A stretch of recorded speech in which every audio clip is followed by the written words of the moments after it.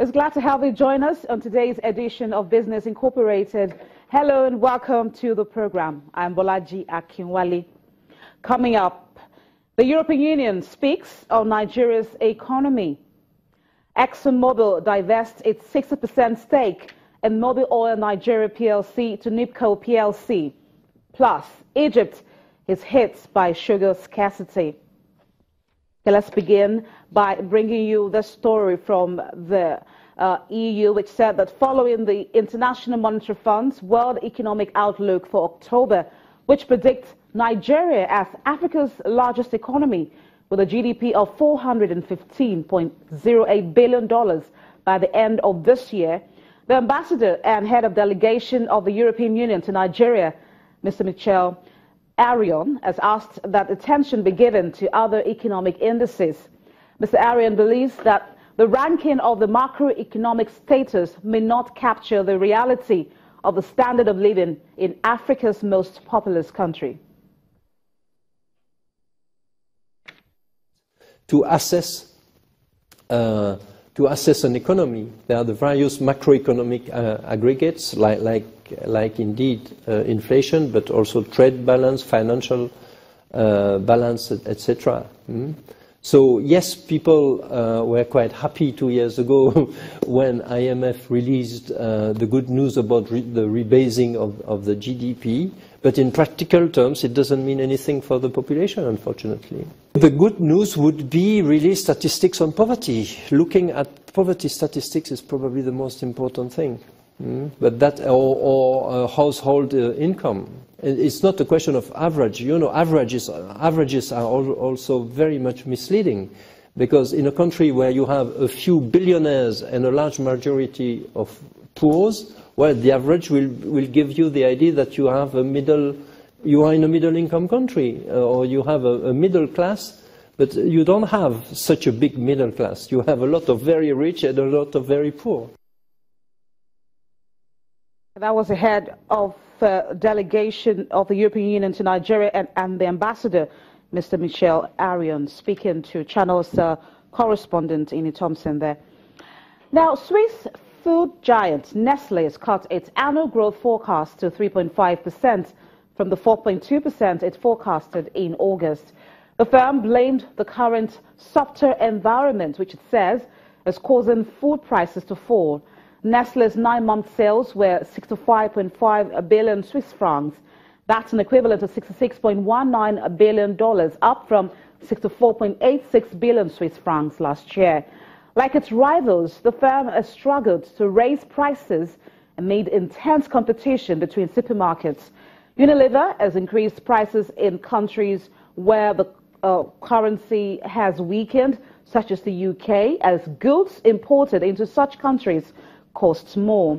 Unilever is the UK's biggest producer of branded household goods, which include pot noodles.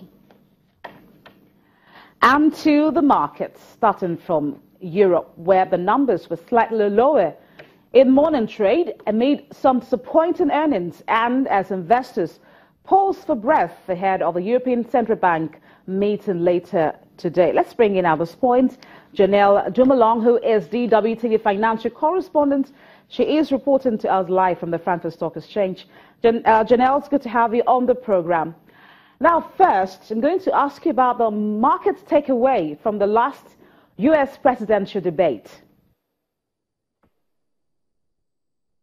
Well, markets inched higher as Hillary Clinton was perceived to be the clear winner of last night's debate, and that the debate didn't really add any sort of benefit to Donald Trump's campaign.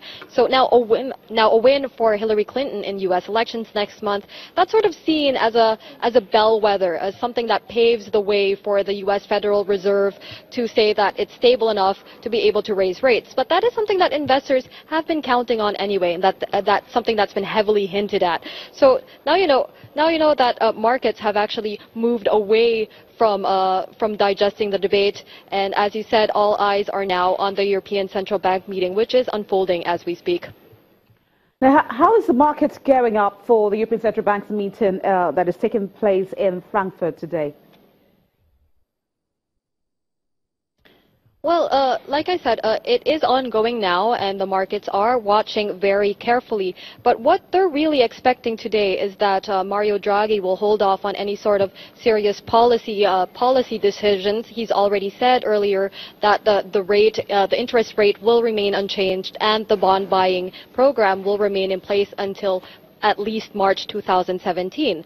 But what he might actually do is start to sort of slowly prepare markets for additional stimulus that he's not going to announce today, but maybe in the next policy meeting in December.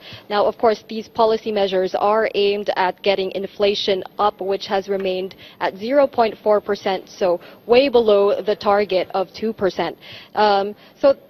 Also, in terms of the unchanged interest rate, that has not come as a surprise. The ECB, of course, has taken note that European banks have been suffering as a result of this low interest rate environment. Low interest rates are, of course, a double-edged sword. They're there in order to discourage banks from just parking their money. They're there to encourage banks to lend money. On the other hand, low interest rates make it less profitable for them to do so and put them in an even more difficult position to continue lending. So that is what is expected of the ECB today.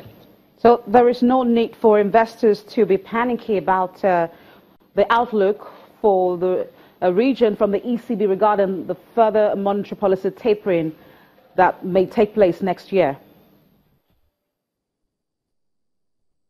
Yes, exactly. It's interesting that you bring up panic because, of course, there was that report earlier this month where they said that the ECB was considering gradually phasing out its bond buying program, and that, of course, sent investors into a bit of a tailspin. It pushed up bond yields, and it prompted a sell-off.